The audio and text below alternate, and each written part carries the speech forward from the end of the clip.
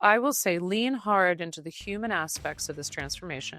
And in doing so, be open, encourage your teams to speak about and hold the paradox of AI upsides and downsides that exist simultaneously. And I think that speaking to the nuances and the realities here is more likely to help catalyze change than just sweeping all that complexity and the stuff that's inconvenient under the rug.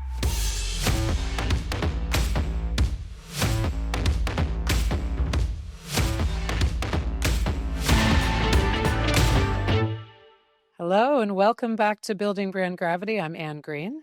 And I'm Steve Halsey. Steve, happy 2026. It's January. Already, the new year is upon us with excitement. And I guess for some, maybe a little trepidation.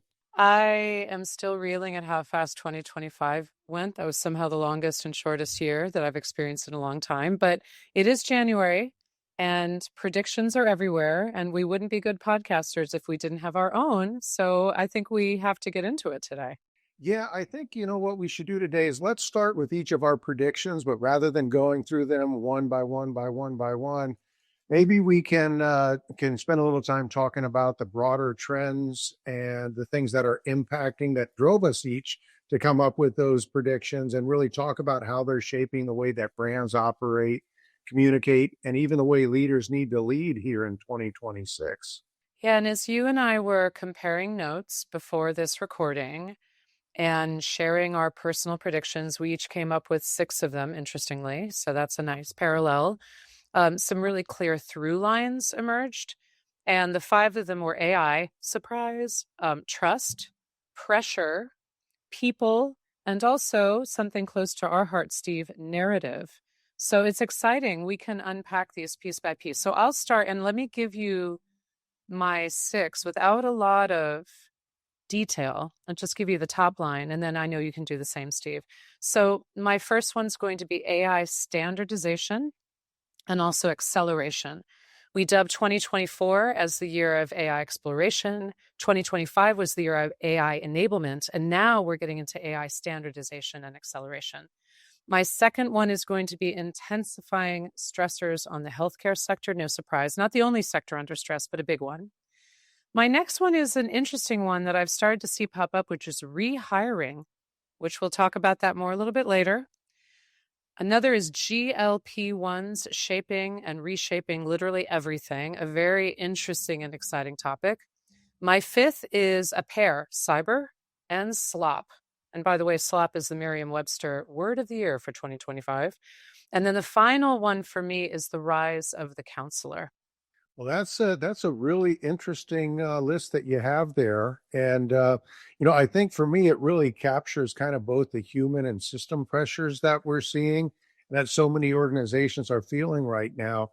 But I also think there's some really interesting things in there, like the rehiring, there are some really good signs of a positive movement as we come into 2026 that I think are good to make sure we capture and talk about. So here's my list. My first one is this idea that corporate narrative becomes an operating system. So I'm excited to get into that one. GEO and narrative intelligence move from nice to have to absolute must have to any well-managed corporation. Here's a new one I'm coining this year, the trust crisis of synthetic reality. What is reality? What isn't? It just gets harder and harder every year. The compressed news cycle is really forcing us to be always on. Volatility, as we're seeing every day in the news, remains a baseline, and recovery is uneven across industry. But I also think 2026 is the year where we see a significant shift in even more external influencers becoming core to the go-to-market strategy for B2B companies. So those are my 6. I love those. There's so much good stuff in there. So much of that, Steve, comes back to the idea of trust and also coherence in an AI-mediated world. You heard me in 2025, Steve, and our other colleagues have heard me talk about making things legible. Are they readable? Can you tell what they are? So there's tons of to unpack here. So as we said, instead of going one by one, we're going to kind of use these 12 predictions as anchors for these key themes. And the first theme we want to talk about, we're calling it the pressure stack, which is volatility. Yeah, pressure. A couple good songs on that front. Some Bowie, some Billy Joel. But the volatility and the sector stress and also the pace of change and the intensity of that pace. I mean, the way I would think of one of my anchors here, and I mention it because it's one of my trends, is the stressors on the overall healthcare system. I think healthcare is a real leading indicator for many parts of our society and systems and other industry sectors. It affects everyone. It has a massive workforce. It has huge interdependencies. It's very linked between the private and public sector.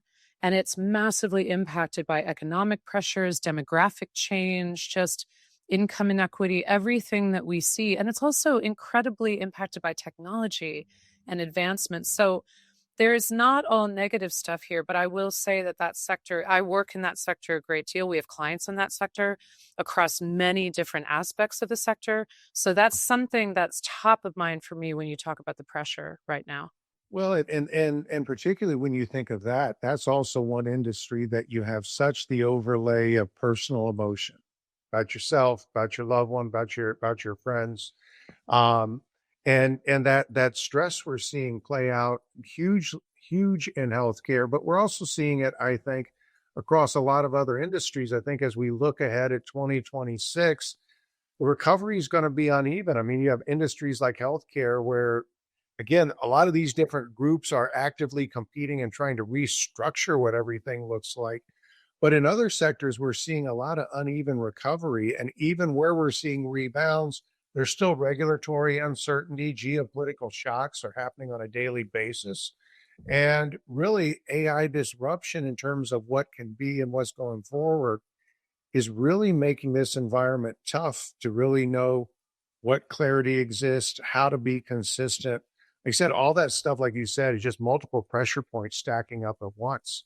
Yeah, it is not one big disruption. It's that multiplicity. And I think one thing we've talked about in an earlier podcast, one of my quotes was the fact that humans have a hard time holding paradox and multiple things in our head at one time. And we have to create certainty where we can, but it's not easy. And that's a leadership pressure for sure, but it goes all the way down the chain. So that's a good one. I like that first theme, Steve.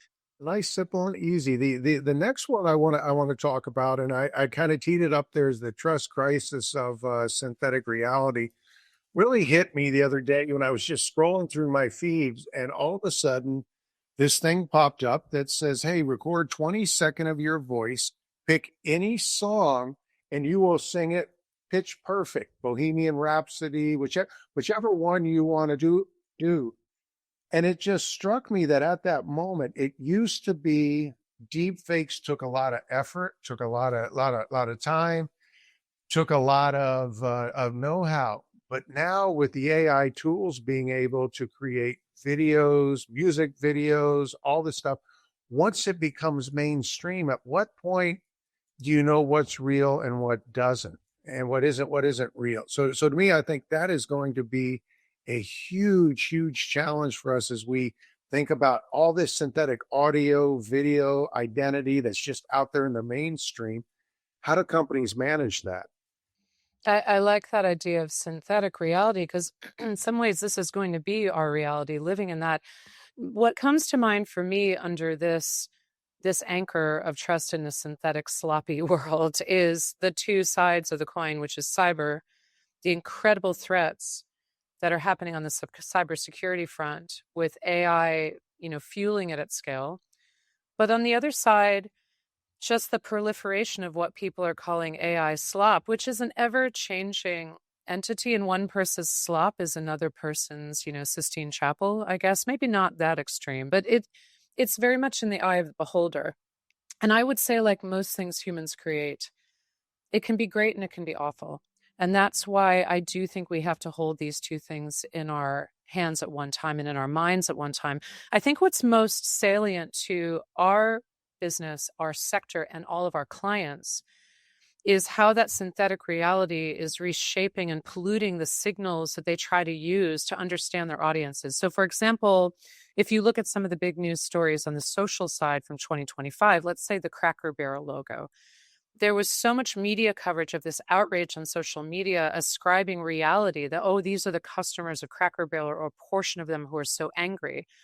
what turned out being the case once there was forensic sort of cyber analysis, and it's not that hard to do now, is that a huge portion of that social traffic was not real.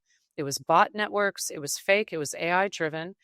And there's a lot of social engineering at the societal level happening. There's a lot of outside parties that would like to get America is just one example. This is happening all over the world, get us very riled up and think that we are the strident voices. We are angry at each other. We are tearing each other down. And that's not always the case. And so, whether you're looking at the engagement metrics and what are your customers actually feeling and getting more intimate with them to really know, not just looking at the social channels, organic social, but also what is the data you're using to look at the effectiveness of your digital ad campaigns? How much of that, those clicks and engagement is real and how much is synthetic? So, I mean, those are the things that come to mind for me, and they're very top of mind for our clients. Well, and you've got so much integration of this synthetic world into different feeds, TikTok, Instagram, things like that. It looks really real that, hey, when you save the bear cub on the side of the road, Grizzly Mama's going to come up and give you a hug. I don't think in reality, if you tried that in Yellowstone, that would quite work that way.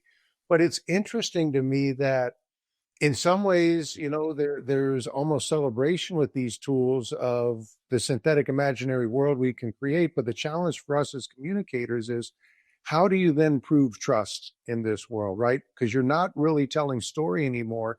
You're trying to prove what's real, and we'll get into that in a little bit. I think that's where it really becomes to you can't just communicate at one point in time about something. It's got to be that consistency. So you're actually generating authenticity through that kind of consistency is something that we're going to need to think about. And that's also one of the reasons, one of the trends I threw out there was I think external influencers are going to become even more important in B2B. And, we've used what we dubbed influencers for decades. Those would be the scientists, the university researcher, the third party expert. But I think what we're seeing, even with the shift that we were talking about earlier about just how everything's instantaneous and lives in the feed, in B2B marketing, leveraging more and more this year influencers for really adding that authenticity and becoming more of a go-to discipline. I thought this was interesting. I saw recently in Fortune that this year, 75% of enterprise B2B companies plan to increase their budget for influencer relations engagement, particularly around subject matter experts, third-party voices. So I think that's kind of interesting here in an AI-powered discovery environment. Buyers are relying on more and more external validations and just trying to find different ways to get into their feed, even in really complex B2B sales. I've just found that fascinating. I think it makes total sense. I mean, that's a huge stat. I guess I'm not totally surprised, but it's exciting to hear. And in some ways, as we talked about in a more synthetically created reality, different types of influencers, whether it's the ones you write, Steve, in the communication setting and in many of the works we've done this for years, whether it's those types of influencers or ones that have created a following in different online channels or social channels, there's a sense that they've created trust with their audience and the audience knows who they are. And there's a sense of familiarity. And I also feel this ties very tightly to something we're seeing strongly in our sector and in our kind of business, which I'm calling the rise of the counselor. We need in this world today to really know who has true expertise. Where do you seek that expertise? And frankly, the AI of it all and using AI as a thought partner, as a force multiplier and enabler, it's augmenting that intelligence. It's those who have sector expertise and have seen a bit, and it can come at many different ages, but especially those that have been seasoned in their field, you know, that level can become quite supercharged by technology today. And we see both within our clients and also between agencies and clients that need of the counselor to show that human expertise as a stabilizer and as a filter, a cultivator, an assessor powered by technology. Because in noisy systems, those trusted perspectives and voices start to matter a lot more. Well, and you and I are hearing that a lot in all the conversations we're having, even just how the agency client relationship is changing a bit based on that need for that counselor. It's no longer, hey, I need you to help put together the strategy and let's do a quarterly check-in. Now it's just with the pace of change and all those stacking pressures. How do you make sure you've got access to more senior counsel on a more regular basis? And that's really is changing some of the dynamics in terms of how we staff, how we interact with our corporate clients. I mean, what's kind of your perspective on this shift and how it's going to shape out over the course of this year? Yeah, I just feel that we need to empower all the levels within an agency environment to really use technology and the knowledge that surrounds us. One of our strengths is we have multi-generational workforce that's learning in all directions all the time, mentoring, cultivating. And so in that way, helping folks leverage technology to become stronger, faster, smarter, quicker, to become orchestrators of many different tools, agents, knowledge bases, and then raise that up to sort the wheat from the chaff, along with the counsel for maybe more senior people. I think that's going to be what, say, professional services in our sector looks like going forward. I mean, to me, the AI piece brings us to our next theme, which is AI grows up under pressure. And I just want to put the pin in the fact that I do need to hear you singing Bohemian Rhapsody at some point, like all the parts. So if that was AI generated, then I think we may need to put a link in the show notes, but we'll see if we can get that out of Steve later. But the AI grows up piece, I'd said earlier, we had informally dubbed for our own team because, again, making it legible, knowledgeable, understandable, that 2024 was about exploration, 2025 was about enablement. We've dubbed this coming year the year of standardization and acceleration, meaning what are the standard operating procedures for, in our context, any given type of client?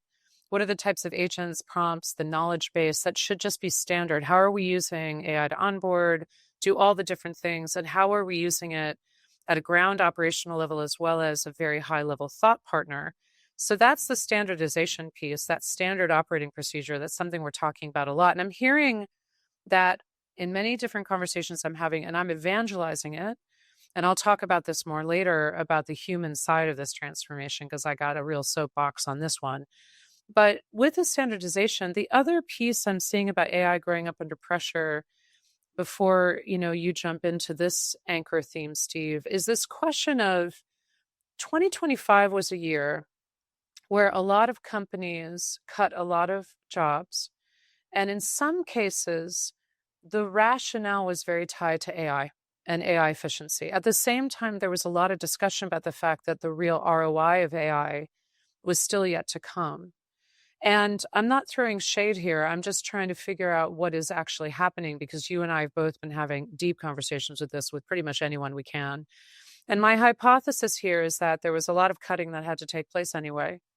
Yes, AI is a part of it, but it's not the only part. And in some cases, I think there was an over indexing on the narrative that it was AI, because in many cases, we're not seeing the implementation of AI throughout enterprise organizations to the point yet where agents are truly replacing humans if they ever should, right? So my sense may be, and I'm just going to put a stake in the ground here, that we may see some rehiring in certain sectors for cuts that were made too deep, where AI can't pick up the slack yet, knowing full well that many of these companies have said all along, look, we're going to be trimming, but we're also going to be shifting roles and hiring at the same time. So, let's watch those trends. I think we may see more about the movement of jobs and rehiring than we will about, we're cutting because of AI. But I don't know. What is this AI grows up piece signaling for you?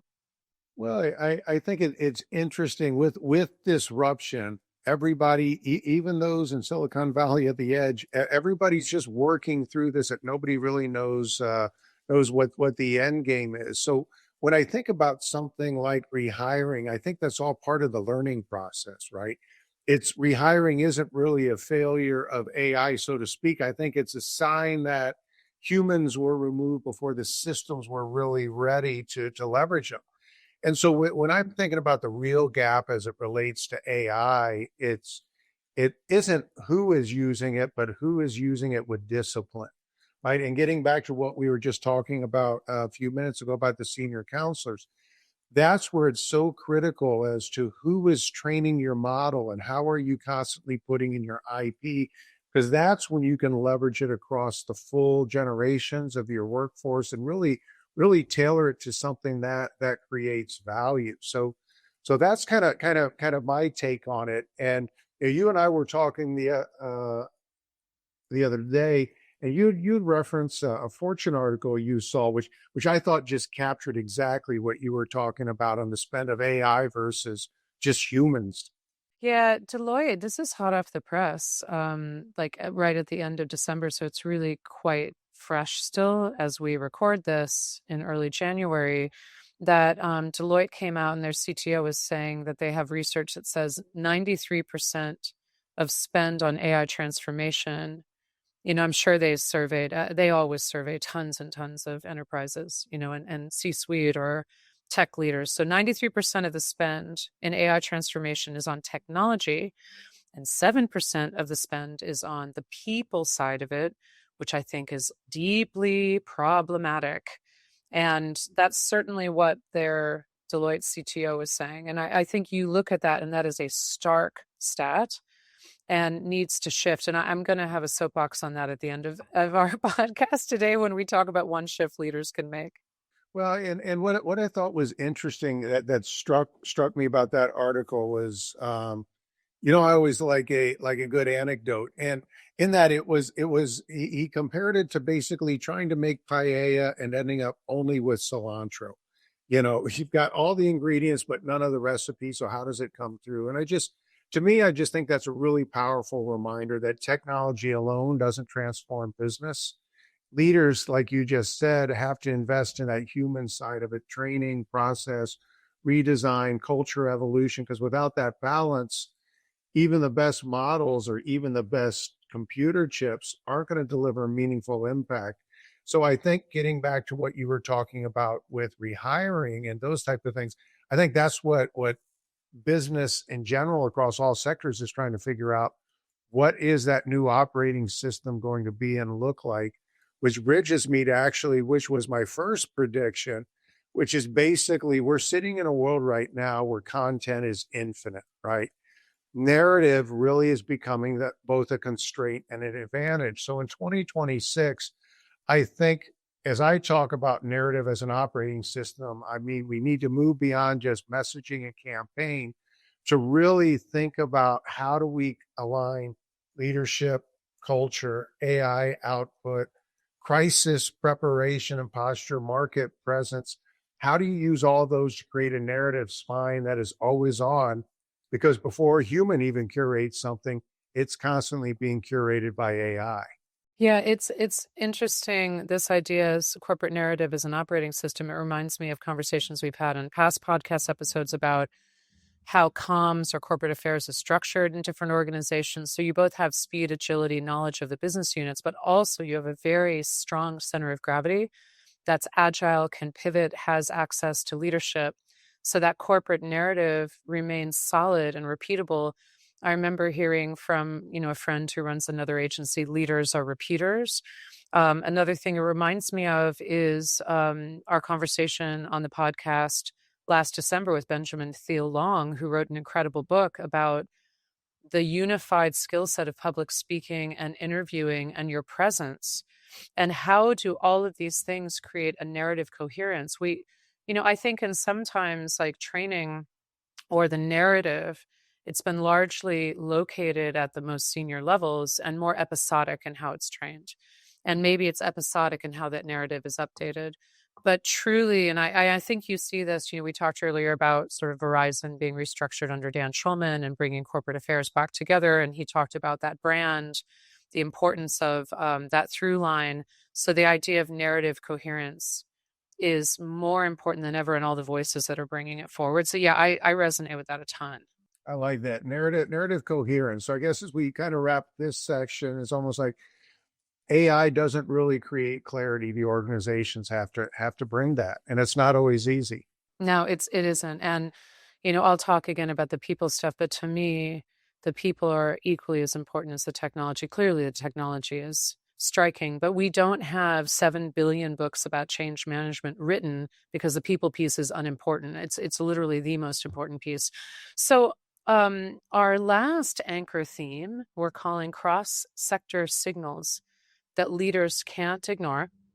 And one that I've been hearing a ton about that I find very, very fascinating is the impact of a drug, GLP-1s. We have all heard about them. They've exploded onto the scene. It's funny, in some ways, they're not as big as maybe the AI revolution, but if you think about how ChatGPT sprung onto the scene, it had been around for quite a while, this kind of machine learning moving into their attempts to create these large language models. But there was a moment when that certain model of ChatGPT changed everything. Same thing with GLP-1s. We've had diabetes drugs, they've been researching them, they've seen some of their impact, but suddenly the move, and it was Novo Nordisk with Ozempic, although Eli Lilly has really taken the pole position now in the sector, it exploded on the scene and it's reshaping everything. And the reason I was thinking about this is, a group that we continue to do work with, PwC. I'm citing all the big four today. Ali Furman, who's head of their consumer markets, that she and Paul Leinwald just wrote a piece in HBR in last October, and they were talking about how GLP-1s are a cross-sector phenomenon. So if you think about impact, not just in the healthcare space, and that could reduce spending through reduced comorbidities and better health, especially if it spreads beyond just weight and obesity into heart disease or other, even addiction. I mean, there's so many, and as form factors change, is there a weekly pill? Is there a annual injection? All of these things are going to be explored. But PwC was charting the impact on grocery spend decline if the main purchaser is on one of the GLP-1s. Apparel spending increases, fitness and wellness spending shifts, travel shifts, restaurant patterns, less quick service, more full service.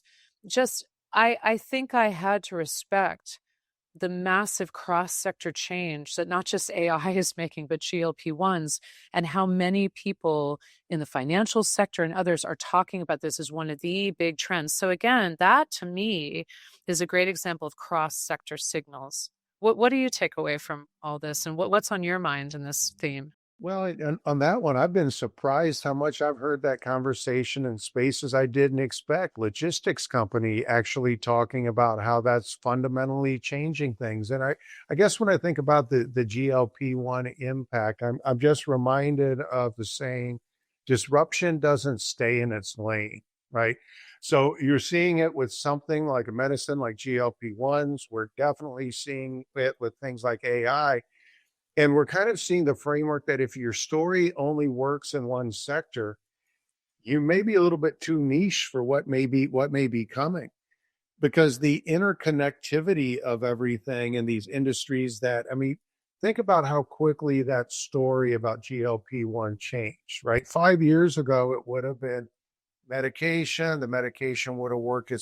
These would have all happened in like a sequential series of storytelling versus boom, it's everybody everywhere trying to think about what is the real financial impact as well as the health impact on those individuals. So to me, that's where this whole idea of narrative becoming the connective tissue, and in a lot of ways being prepared to respond to things that you otherwise wouldn't have anticipated coming, because in the past it had been said as, well, this is a healthcare issue, this isn't a grocery retail issue. It kind of is this example, to bring it back to your idea of connective tissue. We're having a lot of metaphors around narrative because I think it's just so powerful in helping us create systems of thinking about how do we respond to this. But I guess I was summarizing it, GLP-1 show, what does it mean to stay in your lane? As a company, as a sector, as a topic, as a theme. It's hard to think that there's, in some cases there may be, but the lanes are much more interconnected, and there's a lot more shifting and moving between them in a world where everything is so interconnected. And I think it's actually really fun and exciting to think about this new challenge. Not easy, but you're right. When something that might have sat purely in the healthcare pharma HCP healthcare provider setting, insurance payers, like the purview of that world becomes, something that logistics in the cold supply chain has to worry about. That shows you that the matrix is ever more interconnected. Well, I'm going to be really interesting to see how these predictions played out. For those listeners of the show, you'll remember at the start of 2025, we gave our predictions and we revisited those midway point of the year, and we were remarkably on track. So we will see whether our predictions for 2026 hold up, and what other exciting things come down the pipe as we're working our way through 2026. So I guess as we get ready to wrap this predictions episode, and I think we really need to think about what do we need to tell the leaders that we're working with and our peers. If you have one big leadership shift lesson that you want to talk about for 2026, what advice do you have for our listeners? Yeah, and check back in June. We'll be accountable June and July about our predictions. We love to check in. But so one shift, it was great. I love that you challenged me to think about this. Um, so I want to get back a little bit of my soapbox. I don't throw rocks in glass houses. This is hard what I'm going to talk about, but I think it's important. I want to encourage leaders to embrace the recognition that AI enablement and transformation is as much about people as it is about technology. People are talking about this, but I don't know that the depth and importance of it is really embraced. And that Deloitte quote about 93% on tech, 7% on people, if that's at all true, if that's even within a 10% margin of error, we are in trouble societally, I feel, because it's not just the question of upskilling. And I think upskilling is something we're sadly quite poor at in the United States and other nations. We talk about the need for it a lot, but I see very little will or energy or hard dollars put against it at a truly macro level. So we've run into this before, say the globalization craze that closed a lot of factories and plants. So much talk about relocating jobs and upskilling, very little of it done. So that's a piece of it. But the bigger thing I'm thinking about is the urgent need to shift mindsets and understand the cultural and personal psychological impacts of this kind of rapid change around AI in particular. It's both filled with potential and excitement, but it's also tied to really intense dialogues around workforce loss, around massive societal shifts, around a lot of consequences we'd like to avoid. I'm hearing some very nuanced discussions around water usage and energy uses, but these things are hard. So, our people who are trying to get to embrace these technologies and our organizations as a whole, we know we only change as much as our people change with us. You can only evangelize from the top so much because you need everybody throughout the organism to change. So, if people are not allowed to be holding both of these complexities at once, it's really hard to change. It's actually a very scary and it can feel disingenuous. So, I will say lean hard into the human aspects of this transformation. And in doing so, be open, encourage your teams to speak about and hold the paradox of AI upsides and downsides that exist simultaneously. And I think that speaking to the nuances and the realities here is more likely to help catalyze change than just sweeping all that complexity and the stuff that's inconvenient under the rug. So that's what I'm offering leaders for 2026. Those are great insights, and certainly not a boring time to be in a leadership position. Mine's kind of shocker to you. I'm going to go back to this whole idea of a narrative system. So the one shift I would really encourage leaders right now to do is to stop thinking about communications as managing messages or managing campaigns, and really start thinking about it as a governing narrative system, or like I said, an operating system of a company. Because in a world of instantaneous AI summaries of synthetic content that we had talked about, incredibly compressed, always on news cycles that don't always have a human curator anymore, and a lot of more third party influence, you really can't control every output. But what you can do is really govern that story people encounter over time. What is that consistency? What is that cadence that you're delivering? But to what you were just talking about there in terms of leaders and organization and culture, it also means being really, really clear on what you stand for. How you show up in those moments of pressure matter now more than ever. and how AI, your people and your partners are aligned with that same narrative is really important for your success. So the leaders who treat the narrative as an operating system and not a department or a group that sits over there, they're going to be far better positioned in 2026. So that's kind of what I'm predicting here. I think 2026 is going to reward those leaders who at the same time can really hold and handle that pressure, that can maintain trust, and that can communicate with clarity. So I think that's our roadmap ahead for 2026. I love it. We'll try to practice what we preach here. You know, we have our predictions and we're trying to bring it to life in our own little pond here at GNS at our integrated marketing communications group and our two agencies. And we're trying to help our clients bring it to life. So as Steve said, we'll be excited to check in a few months to see how our predictions are unfolding. But before we close here at the start of the year, just want to thank every listener of Building Brand Gravity. This is the start of our fourth season, Steve. It's very exciting. We have, Fourth season. I Thank you, know. listeners. Thank you, listeners. It's so exciting. And thank you to all of our incredible guests. We've had so many over the course of these past few years. We've had a couple of repeats, friends of the pod. Maybe you'll see some of those folks again this year. But overall, as always, we've got the full library of episodes. A lot of them are very evergreen. Check them out, share, challenge us, come at us with contrary points of view. Add your predictions for 2026. That's right. That's right. We love to hear it. And keep listening. Just check us out. And thank you for going on this journey with us. So thank you for joining us on Building Brand Gravity. I'm Steve Halsey. And I'm Ann Green, and we'll see you again soon on the pod.